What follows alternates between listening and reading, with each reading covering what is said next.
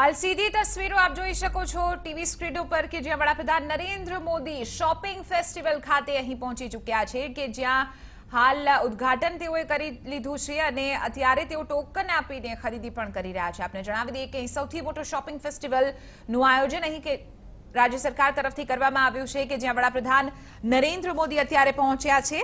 महत्वनी बात है कि एसवीपी એટલે કે સરદાર વલ્લભભાઈ પટેલ હોસ્પિટલનું ઉદ્ઘાટન કર્યા બાદ અહીં વડાપ્રધાન પહોંચ્યા છે રિવરફ્રન્ટ ઉપર શોપિંગ ફેસ્ટિવલનો પ્રારંભ કરાવવા માટે। આપને જણાવી દઈએ કે દરેક દિવસે અહીં આકર્ષણ જમાવશે અલગ અલગ ઇનામો સાથે જ ખાદી હોય હેન્ડક્રાફ્ટ હોય કે પછી કચ્છી કે તમામ જે ગુજરાતી અને કચ્છી વર્કના જે પરિધાનો હશે તે માટે એક જ છત નીચે અહીં આ તમામ સુવિધાઓ જે વેન્ડર્સ છે વેપારીઓ છે તેમના માટે ઊભી કરવામાં આવી છે। 50 લાખ જેટલા લોકો અહીં આ મુલાકાત લે તેવી શક્યતાઓ અહીં દેખાઈ રહી છે। વડાપ્રધાન નરેન્દ્ર મોદી કૂપન લઈને અહીં ખરીદી કરશે।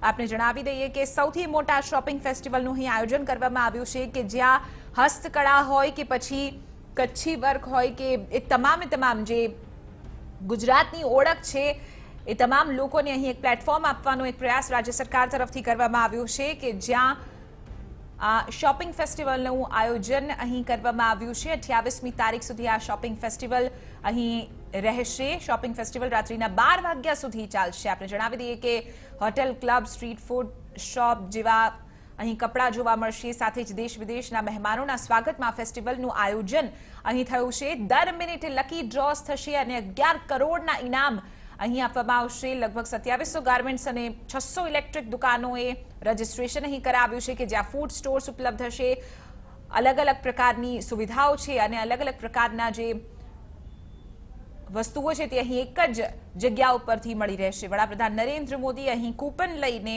ટૂંક સમયમાં ખરીદી પણ કરશે। આપને જણાવી દઈએ કે 17 થી 28 જાન્યુઆરી સુધી ભવ્ય ડિસ્કાઉન્ટની સાથે આ શોપિંગ ફેસ્ટિવલ શરૂ થઈ ચૂક્યો છે। મોટાભાગના મોલ્સ પણ આ શોપિંગ ફેસ્ટિવલમાં જોડાયા છે।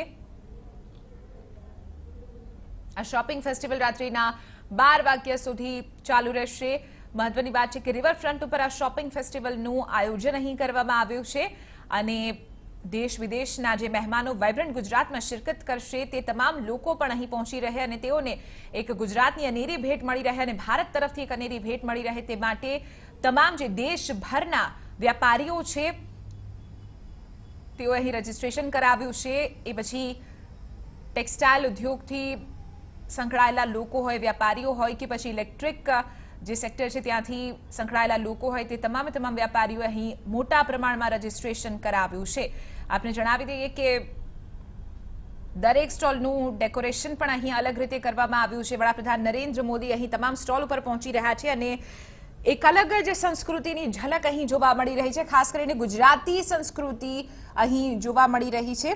હાલ આપણે જણાવી દઈએ કે સૌથી મોટા શોપિંગ ફેસ્ટિવલનો પ્રારંભ અહીં થઈ ચૂક્યો છે। વડાપ્રધાન નરેન્દ્ર મોદી અત્યારે અહીં પહોંચ્યા છે અને તમામ જે સ્ટોલ્સ છે ત્યાં પોતે પહોંચી રહ્યા છે કારણ કે અહીં મોટા ભાગના જે વેપારીઓ હોય છે તે ગૃહ ઉદ્યોગ કરતા વેપારી હોય કે પછી હસ્તકળા કરતા વેપારી હોય કે પછી આપને જણાવી દઈએ કે કચ્છી વર્ક જે ગુજરાતની ઓળખ છે એ તમામ લોકોને અહીં પ્લેટફોર્મ આપવામાં આવ્યું છે। 50 લાખથી વધુ લોકો આ શોપિંગ ફેસ્ટિવલની અહીં મુલાકાત લેશે તેવો એક અંદાજો પણ અહીં રાજ્ય સરકાર તરફથી વ્યક્ત કરવામાં આવ્યો છે। ખૂબ મોટા પાયે શોપિંગ ફેસ્ટિવલનું આયોજન કરવામાં આવ્યું છે કે જ્યાં રોજે રોજ સાંસ્કૃતિક કાર્યક્રમો થશે અને ગુજરાતની ઝલકી અહીં એક રીતે બતાવવામાં આવશે। દર મિનિટે અહીં લકી ડ્રો કરવામાં આવશે। લગભગ 2700 જેટલા ગાર્મેન્ટ્સ અને 600 ઇલેક્ટ્રિક ના જે વેપારીઓ છે તેઓએ પણ અહીં રજીસ્ટ્રેશન કરાવ્યું છે। આપ સીધી તસવીરો જોઈ શકો છો। વડાપ્રધાન નરેન્દ્ર મોદી પોતે એક સ્ટોલ ઉપર જઈને અહીં નિરીક્ષણ કરી રહ્યા છે અને મુખ્યપ્રધાન પણ તેમની સાથે છે અને લોકોનું અભિવાદન પણ વડાપ્રધાન નરેન્દ્ર મોદી અહીં ઝીલી રહ્યા છે। આપને જણાવી દઈએ કે મોટી સંખ્યામાં વ્યાપારીઓમાં પણ એક રીતે ઉત્સાહ છે કારણ કે વડાપ્રધાન પોતે અહીં આ શોપિંગ ફેસ્ટિવલનું ઉદ્ઘાટન કરવા માટે પહોંચ્યા છે। સ્ટ્રીટ ફૂડ શોપ હોય કે પછી કપડાં હોય અમદાવાદ અને તેની આસપાસના જે તમામ આકર્ષણો છે કપડાને લઈને કે પછી ખાવાને લઈને તમામ એક જ જગ્યા ઉપર અહીં મળી રહેશે અને એક રીતે લોકો માટે એક મેળાનું આયોજન અહીં કરવામાં આવ્યું છે। આપને જણાવી દઈએ કે 600 જેટલા ફૂડ સ્ટોર્સ એક ફૂડ કોર્ટ પણ ઊભી કરવામાં આવી છે। 110 જેટલી હોટેલ્સ અને એ તમામ વસ્તુ માત્ર એક જ જગ્યા ઉપર મળી રહેશે. હાલ તો વડાપ્રધાન નરેન્દ્ર મોદી આ તમામ જે સ્ટોલ્સ છે ત્યાં પોતે નિરીક્ષણ કરી રહ્યા છે અને આખરે તેમની સાથે વાતચીત પણ તેઓ કરતા જોવા મળી રહ્યા છે.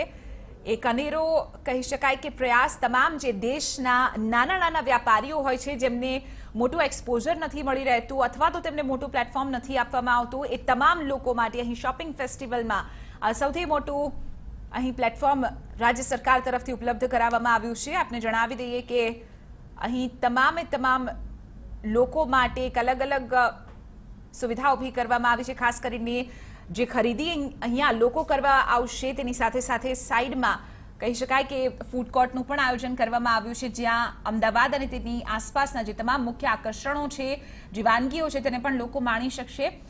એક અનોખો કહી શકાય કે ફેસ્ટિવલનું આયોજન અહીં કરવામાં આવ્યું છે. આજ મુદ્દે વધુ જાણકારી મેળવીશું ટીવી9ના સંવાદદાતા પ્રતીક જાદવ પાસેથી. પ્રતીક, વડાપ્રધાન નરેન્દ્ર મોદી અહીં શોપિંગ ફેસ્ટિવલમાં પહોંચી ચૂક્યા છે અને પોતે એક નિરીક્ષણ કરી રહ્યા છે. આખરે કેટલું મોટું પ્લેટફોર્મ નાના વેપારીઓ માટે આ કહી શકાય? પ્રતીક.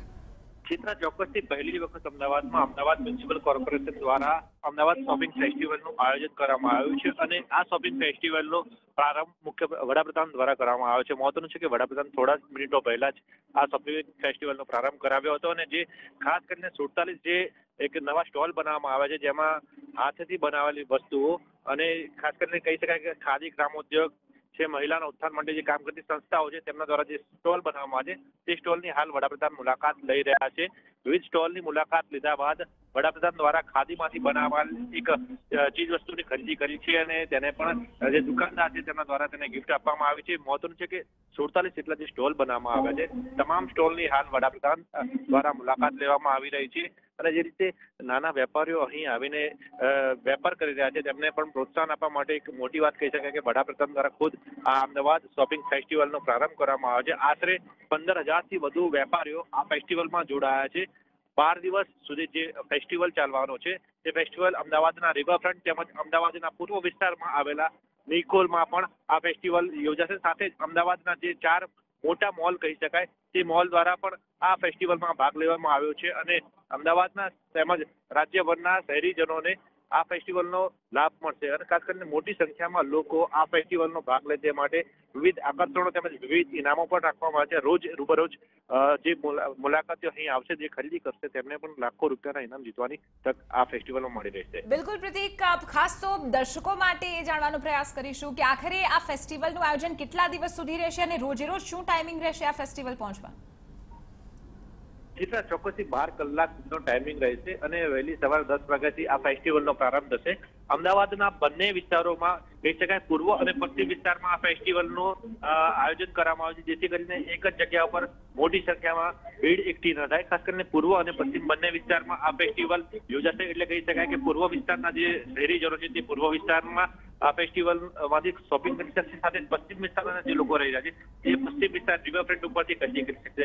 પૂર્વ વિસ્તારની વાત કરવામાં આવે તો પૂર્વ વિસ્તારમાં નિકોલ એરિયામાં આ સ્ટોલ બનાવવામાં છે. આશરે 150 જેટલા સ્ટોલ વિવિધ ચીજવસ્તુઓ મળી રહેશે. સાથે જ રિવરફ્રન્ટ ઉપર જે શોપિંગ ફેસ્ટિવલનું આયોજન કરવામાં આવ્યું છે, તેમાં 300 જેટલા સ્ટોલ ઉભા કરવામાં આવ્યા છે, જેમાંથી શહેરીજનો ખરીદી કરી શકશે. આ સાથે જ અલગ અલગ વિસ્તારોની જે મોટા વેપારીઓ કહી શકાય તે વેપારીઓ પણ પોતાની દુકાનમાંથી ગ્રાહકોને વસ્તુ આપશે અને વસ્તુ ખરીદવાની સાથે જ તેમને ખાસ પ્રકારની કૂપન પણ આપવામાં આવશે, જેનો રોજબરોજ લકી ડ્રો થશે અને આ લકી ડ્રોમાં જે લકી વિજેતા હશે તેને અલગ અલગ ઇનામો જીતવાનો ચાન્સ મળશે. સાથે જ રોજબરોજ એક નવી કાર પણ વિજેતાને ઇનામમાં ગિફ્ટ આપવામાં આવશે.